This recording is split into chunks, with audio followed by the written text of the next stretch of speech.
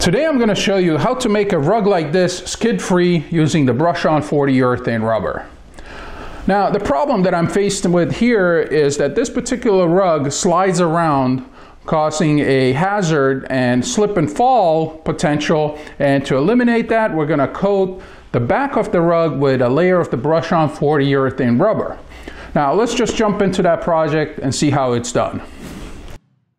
Now this is a straightforward project. No special tools are required and the application is very easy and simple.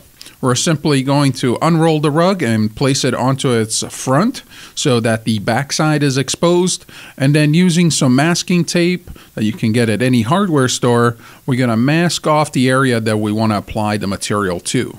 So first we're going to go around the entire perimeter, and then we're going to make a perimeter on the inside. This is where you're going to choose how wide your rubber application going to be.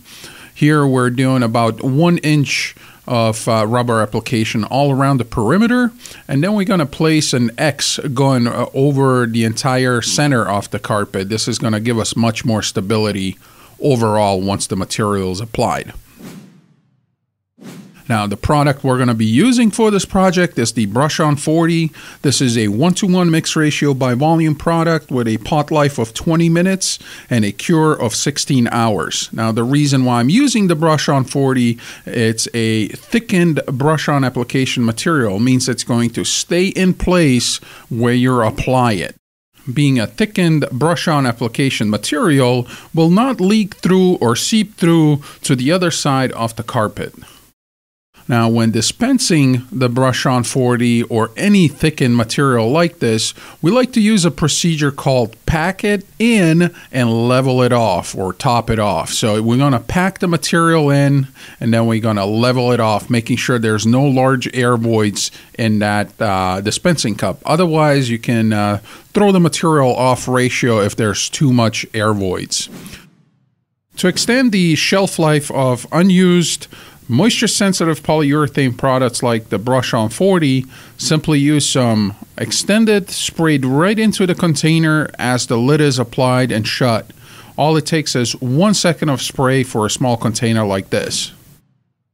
Now once the A and B are dispensed, we can go ahead and combine in a clean mixing container. And as always, you want to make sure that you stir thoroughly by scraping the sides, scraping the bottom of your mixing container, and then we're going to transfer it into a secondary clean mixing container. This is called a double mix technique. And then we're going to proceed by scraping the sides and scraping the bottom once again. Once the material is mixed thoroughly, we can go ahead and apply it to the back of our carpet. I'm simply going to lay down a bead of the rubber in the desired area using the mixing stick, and then I'm going to come back with a chip brush and spread that around, creating a nice and even coating all throughout the application. So here again from above, you can see I'm spreading that material and covering all the areas that we masked off. For this application here, I used about 3/4 of a trial unit of the brush-on 40. So it's not a lot of material to cover a 6x4 rug with the perimeter all the way around, including a X going down the center. The brush-on 40 is now allowed a partial cure for about 20 minutes.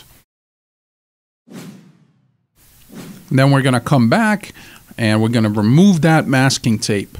Now, the reason why we don't wait till the material is tack-free is it can bond to the tape and it will be impossible to remove the tape with the clean edges left behind on the carpet. So we want to remove it while the material is still pliable, about 20 minutes after the application. And here you can see that removing that tape leaves a nice crisp edge and looks very professional. The material is now allowed a full cure of 16 hours. All right, so it's been 16 hours. Our product here has fully cured and is fully attached now to the bottom of this rug. Now let's fold this up and get it installed and see how it does. The carpet is installed back into the kitchen and now can be safely walked on without the fear of it slipping. Even if you try to put some pressure and slide that carpet around, it will still stay put due to the friction of the rubber. Now, if you got inspired by our project and you'd like to give your own projects a go and need some of our materials, you can visit any one of our distributors around the world.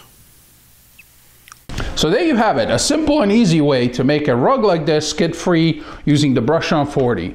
Now, if you have an idea about what we should do next, please let me know down in the comments below, and if you like this video, hit the thumbs up button.